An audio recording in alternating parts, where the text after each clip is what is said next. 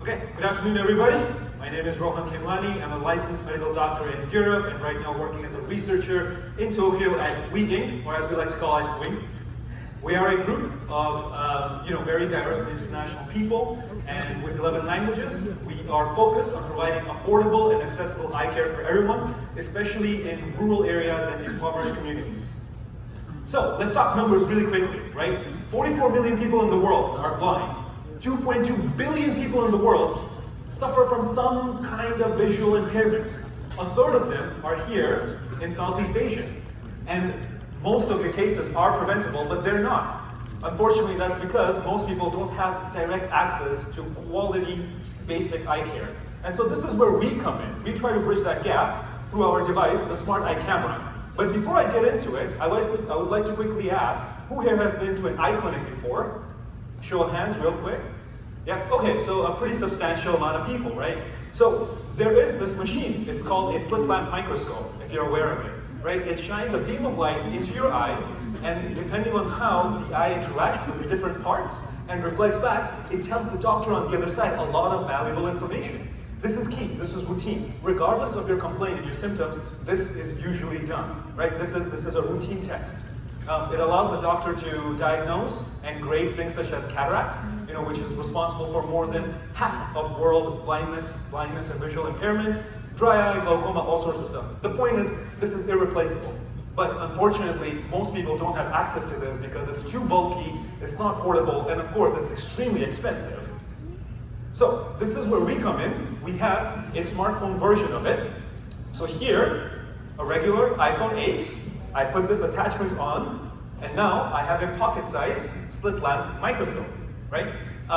The beauty of it is that it uses the flashlight and the camera of the phone itself, so you don't need any other external peripherals other than the main attachment, of course.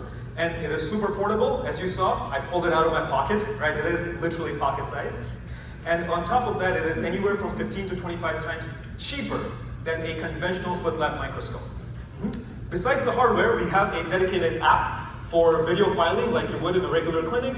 We also have telemedicine and AI properties. So for telemedicine, let's say I take a video, I can ask somebody else in the system to take a look at it and provide feedback. We use this feature extensively in rural areas where there are no eye specialists. The non-eye specialists take videos and ask an eye specialist on the mainland to provide feedback. We've been able to provide a lot of value to the elderly population in the rural areas, which is only going to increase across the world.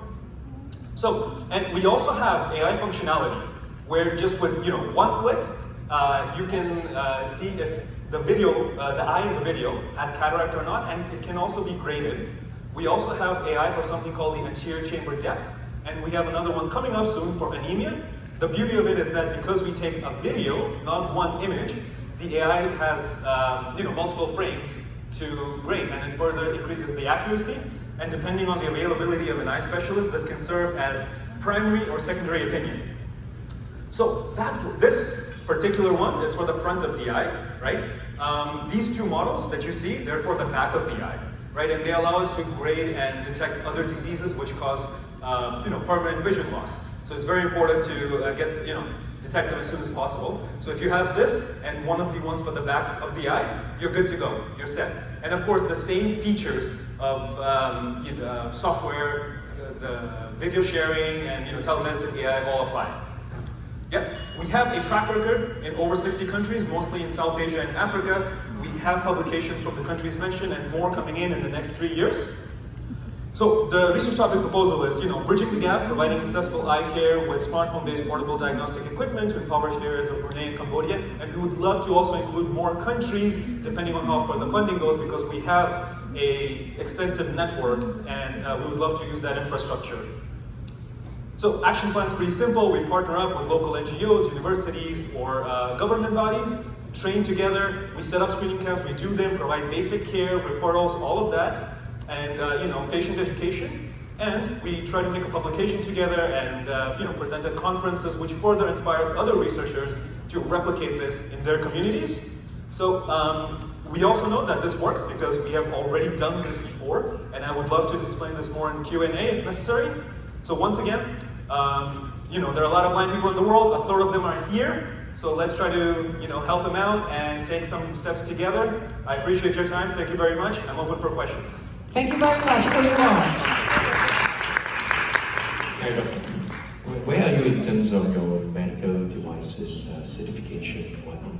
Yeah, great question. So we are registered in Japan, EU, Brazil, Kenya, and in Southeast Asia we're registered in Cambodia, Vietnam, and Indonesia.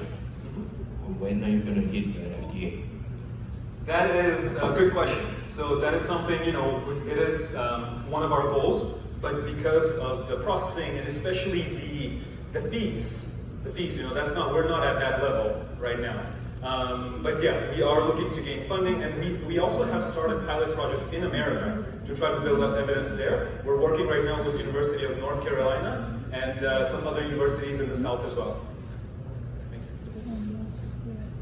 you. One more follow-up Yes, sir. question from me is, without FDA, what's your conversation with foreign countries? How do you convince them to even trust your? Yeah. So first of all, we do pilot projects academically, right? We partner with institutions, research centers, universities, as I said, government bodies, and we publish academic papers together, where the focus may or may not be the device, but the bigger thing is to bring value, right? We do studies where we take other devices with this one. So the more evidence we have, the higher chances of us gaining funding, grants, and trust from others. We have used some of our published papers for our applications for grants as well. And this is how we do gain, one of the ways we gain funding. Do we have more questions from our judges? Any questions? No? Yep. Okay. Well, thank you very much for your time. Appreciate it. Thank you. A big round of applause to Rohan